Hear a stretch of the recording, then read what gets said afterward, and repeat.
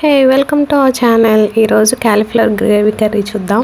ముందుగా వీడియోలో చూపిస్తున్నట్టు కొద్దిగా అల్లం, వెల్లుల్లి, అలాగే జీడిపప్పు విత్ జీరా యాడ్ చేసుకుని మెత్తగా పేస్ట్ చేసి పక్కన పెట్టుకున్నాక మనం క్యాలీఫ్లవర్ని మంచిగా వాష్ చేసుకుని ఒక 250 ml వాటర్లో 1 టేబుల్ స్పూన్ సాల్ట్ యాడ్ చేసుకుని మనం కట్ చేసి పెట్టుకున్న క్యాలీఫ్లవర్ పీసెస్ని అయితే ఆ వాటర్లో ఒక హాఫ్ అన్ అవర్ పాటు నాననివ్వాలండి. ఎందుకు అని అంటే అందులో చిన్న చిన్న పురుగులు ఉంటాయి కదండి క్యాలీఫ్లవర్లో, ఆ ఉపదానానికి అవి బయటకు వచ్చేస్తాయండి. హాఫ్ అన్ అవర్ తర్వాత ఆ పీసెస్ని సపరేట్ చేసుకుని మళ్ళీ కొద్దిగా వాటర్ యాడ్ చేసుకుని స్టవ్ మీద పెట్టి ఒక 5 minutes కుక్ చేసుకోవాలండి. ఒక 50% కుక్ అయ్యేలాగా.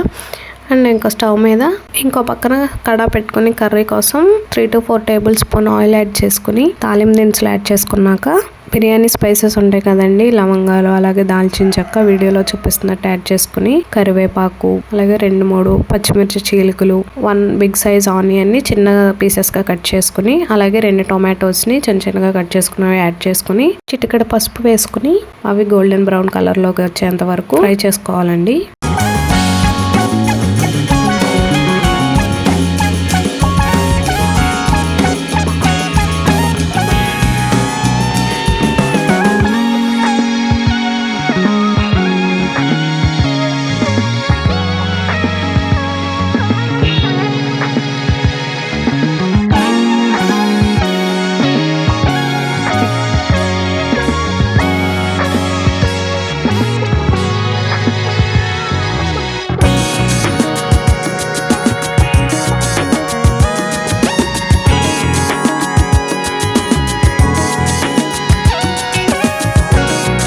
చూసారు కదండి, ఆనియన్ అలాగే టొమాటో అనేది మెత్తగా మగ్గిపోయినాయి కదా.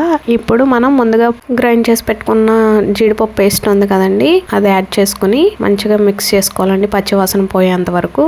మన రుచికి తగ్గట్టు ఉప్పుని యాడ్ చేసుకుని 2 టేబుల్ స్పూన్ కారం అనేది యాడ్ చేసుకున్నాను. అలాగే కారం అనేది మన స్పైస్ని బట్టి యాడ్ చేసుకోవాలండి. నేనైతే 2 టేబుల్ స్పూన్స్ అయితే యాడ్ చేసుకున్నాను. మీరు మీ స్పైస్ లెవెల్ బట్టి మీరు అడ్జస్ట్ చేసుకోండి.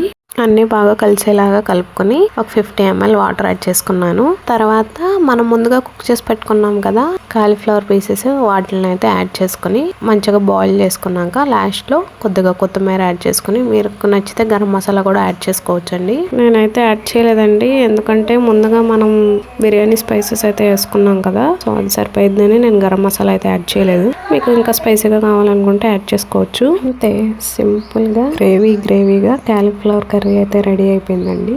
నా ప్రాసెస్ మీకు కూడా నచ్చిందా? అయితే లైక్ చేయండి, మన ఛానల్ని సబ్స్క్రైబ్ చేసుకోండి. Thank you for watching.